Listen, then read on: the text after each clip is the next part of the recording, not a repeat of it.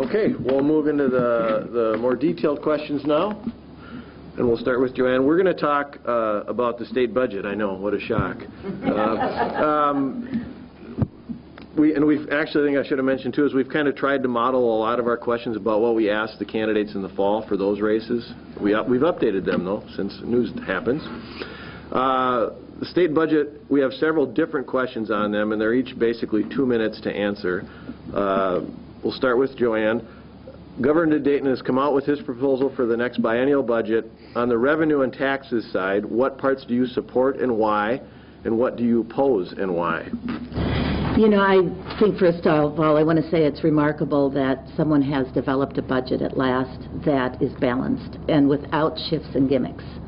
Now, whether that's the budget we'll end up with is something else. You know, certainly there's a lot of discussion to be had in the next 4 months. But we have to come up with a budget, and I'm glad to be working towards one like that. There are, you said on the taxes? On the taxes, revenue side, what parts do you support and why, and what do you oppose?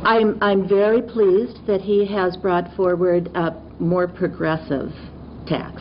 I believe deeply that all of us living in the state should pay our share of the expenses of being in the state.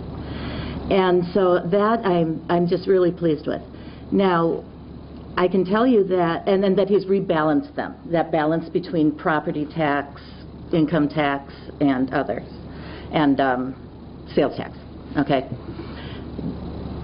It's hard to know the exact details still at this point, especially not being at the legislature, and I'm not sure they know them yet either when I talk to them. But I would say that I'm encouraged that he's lowered the the corporate taxes. I think that's a good move. I think, but I'm not sure yet, that the broadening of the sales tax is probably wise. It provides a more stable set of income while lowering the rate. At the same time, you know, I've been talking to hundreds of people on the phone, you know, how campaigns go. And so I'm hearing the pros and cons. And like I say, I see a lot of important things to be considering. I don't think it's going to come through looking like it is. I do support, like I say, the progressive income tax. I support lowering business taxes. And I support the widening of the sales tax. And I'm sure I've missed a whole bunch of other taxes that I should be talking about. Oh, the internet tax. As much as I hate to pay that, because I've enjoyed buying off the internet, it's the only fair thing to do. Our businesses need to be on an even ground with them.